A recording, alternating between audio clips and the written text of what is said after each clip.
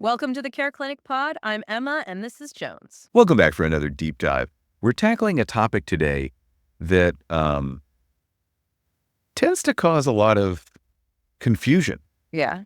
Antisocial personality disorder and borderline personality disorder. Yeah. It's easy to see how those two can get kind of muddled together, Right. even though they are distinct, to Yeah. really understand the differences. Yeah, We really have to kind of go beyond those sort of surface level understanding. exactly. It's like one of those optical illusions where you can see two different images, Yeah. Yeah. and we're going to break down each disorder. Yeah. But we're also going to look at where they overlap. Yeah. And I think maybe even more importantly, we'll talk about how all this is really relevant for really anybody listening, Mhm. even if you don't know somebody who has ASPD or BPD. That's key because I think there's this misconception that personality disorders are rare. Right. But from what I was reading in this research that you sent, Yeah. that's not the case at all. No, not at all. Studies suggest that it's something like 1 in 10 people Right. experience some degree of personality disorder. Really? Yeah. So it's a lot more common. It's a big chunk of the population, and it just highlights how important it is to really have open and honest conversations about this stuff. That really underscores why this deep dive is so important. Yeah. These aren't just clinical terms. Right. They represent real struggles that impact people's lives, Yeah, their relationships, their well-being. totally. And it's not about labeling people. It's about really trying to understand the very real and complex challenges that people face. Okay, so let's jump right in. Okay. When we hear the term antisocial, Yeah. most people probably think of a criminal mastermind, right? Right. Movies and TV shows have definitely shaped Mhm, that mhm. perception. Yeah, it's true. ASPD is linked to criminal behavior, Right. but the reality is so much more nuanced. Not everybody with ASPD is violent or a criminal mastermind. Right. In fact, many people with ASPD are master manipulators. Yeah. They are so skilled at charming people, Mm. and they can use that charisma to really exploit others for their own personal gain. So it's less about overt criminal acts Mm, and more about this fundamental lack of empathy, yeah, this disregard for others, right. even if it's disguised as charm. Exactly. And you hit the nail on the head when you said lack of empathy. Thank God. That really is central to ASPD. So ASPD is characterized by, A profound lack of Yeah. empathy, disregard for the rights of others, and a pattern of deceitfulness, manipulation, and impulsivity. okay, so lack of empathy is central to this. Yeah. Can you elaborate on that a bit? What does that actually mean in the context of ASPD? So in general, empathy has two main components. Okay. There's the cognitive, which is about understanding someone's perspective. Okay. And then there's the affective, which is more about sharing the emotional experience. Mhm. People with ASPD often struggle with both. So they don't understand and they don't share. Yeah. They might understand intellectually that what they're doing is causing harm, but they don't actually genuinely feel the emotional impact Wow. that it has on other people. That's a chilling thought. Yeah, it's like this disconnect Yeah. between their actions and the emotional consequences for everyone around them. And I imagine that disconnect makes treatment really challenging. Incredibly challenging. Yeah. If somebody can't even really grasp how their actions impact other people, how do you motivate them to change? Yeah. It's a really complex issue, and there's Yeah. no easy solution. Our research also mentioned conduct disorder Yeah. as a potential precursor to ASPD. What's Yeah. the link there? So that's a great point to bring up. Yeah. For an ASPD diagnosis, a person has to have shown symptoms of conduct disorder before the age of 15. Okay. And conduct disorder is really about these patterns of behavior that violate other people's basic rights. So like what? Things like aggression, Okay. property destruction, Mhm. deceitfulness, Right. serious rule violations. So there are often early warning signs, Yeah, you could think of it that way. even in childhood, Yeah, but it's not a guaranteed trajectory, right? exactly. Not every child with conduct disorder is going to go on to develop ASPD. Right. It's complicated. It's this interplay of genetic predispositions and environmental factors, Yeah. individual experiences. Right. Think of it more as a risk factor than like a predetermined outcome. Okay, so it's not a simple equation. No, it's not. No, it's not. Now, shifting gears a little bit to borderline personality disorder, Okay. BPD presents a very different set of challenges. Right. If ASPD is characterized by a lack of empathy, Yeah. BPD could almost be described as like an overabundance of feeling. That's an interesting way to put it. Yeah. So like instead of a muted emotional response, Right. it's like you're experiencing everything at like a heightened level. Exactly. Emotional dysregulation is really a core feature of BPD, Okay. meaning people with this disorder Yeah.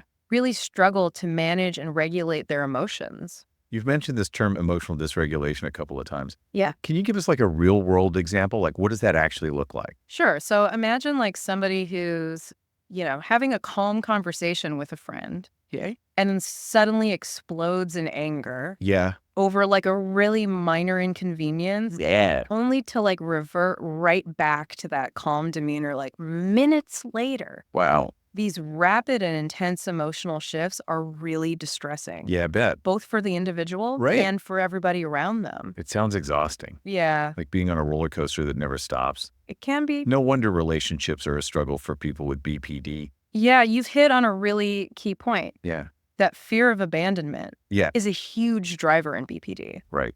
This intense fear can lead people to go to like extreme lengths to avoid real or perceived rejection, Oh, wow. even if it means pushing people away Oh, no. or engaging in self-sabotaging behaviors. That's heartbreaking. Yeah. Like a self-fulfilling prophecy. Right. They're so afraid of abandonment that they end up creating the circumstances Right. that lead to it. Exactly. Oh, man. Unfortunately, that can happen, but there is hope. Okay, good. One of the most effective therapies for BPD is something called Dialectical Behavior Therapy, or DBT. Okay. And this therapy focuses on teaching people skills Yeah. to regulate their emotions, Okay. tolerate distress, and build healthier relationships. So it's not about getting rid of those intense emotions altogether. Right. It's more like you're giving them tools to navigate them. Exactly. It's like learning to kind of ride the waves Right. instead of being tossed around by them. And DBT was mentioned specifically in the research. Yeah.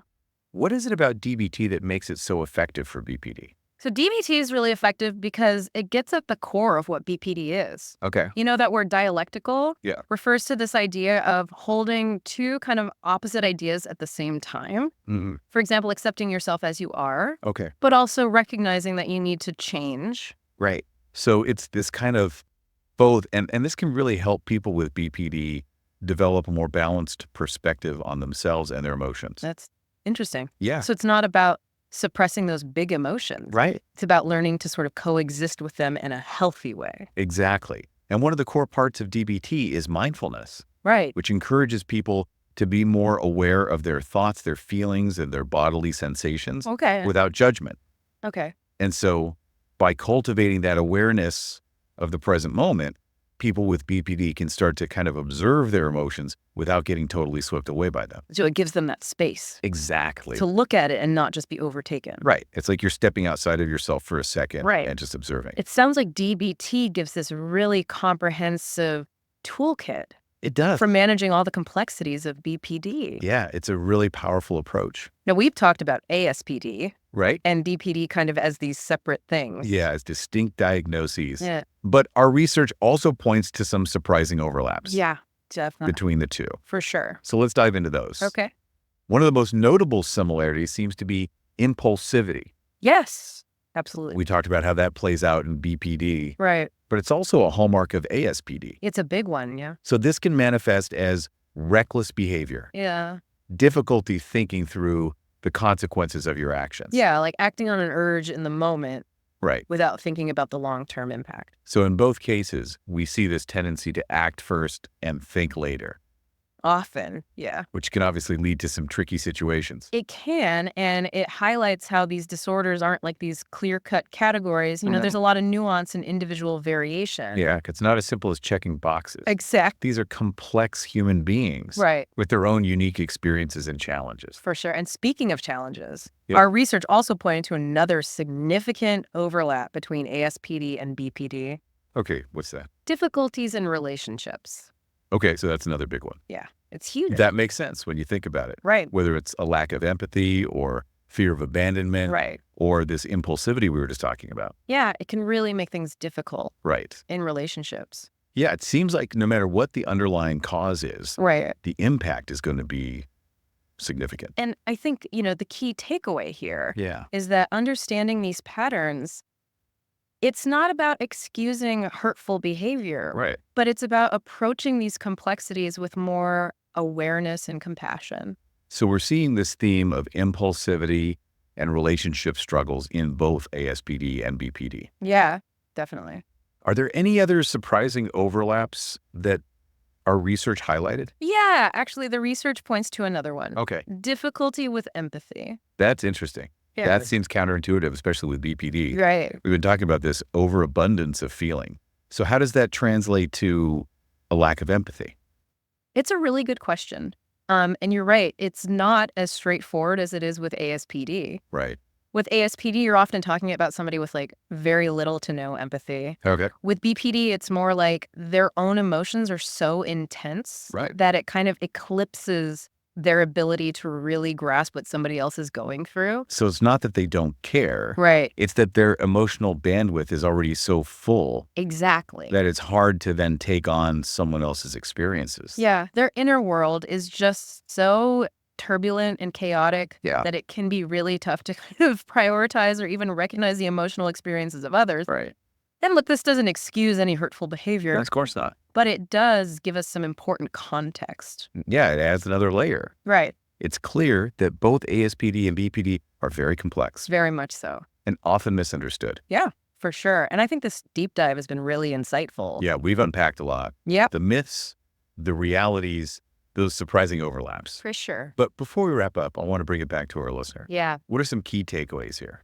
Even if you never personally know someone who's been diagnosed with ASPD or BPD, Yeah. I think just understanding these disorders gives you a new lens for navigating challenging personalities in general. Okay. It encourages us to look beyond just those surface behaviors Right. and consider, maybe there's something else going on here. Yeah. Maybe there are some underlying struggles that are driving those actions. It's about having a little more empathy and understanding, Exactly. even when people are being difficult. Exactly. And, this knowledge can also help us all set healthier boundaries in our own lives. Okay. How so? For example, recognizing manipulation tactics, Okay. whether it's someone with ASPD who's consciously using them, Right. or someone with BPD who's, really driven by that fear of abandonment. Right. Really understanding that can empower you Right. to protect yourself. Yeah. To protect your own well-being, Exactly. knowing the signs can really make a difference It can. in how we handle those situations. Absolutely. So this knowledge is about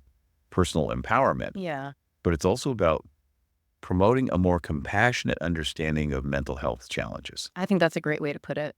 This has been a really thought-provoking deep dive. It has. We've explored ASPD and BPD, We really have. challenged some common misconceptions, Yeah. and hopefully given our listeners a better understanding Yeah. of these really complex disorders. Absolutely. As always, remember, knowledge is power. It is. Continue to seek information. Yeah. Engage in those open conversations about mental health For sure. and approach these topics with empathy and understanding. Couldn't have said it better myself.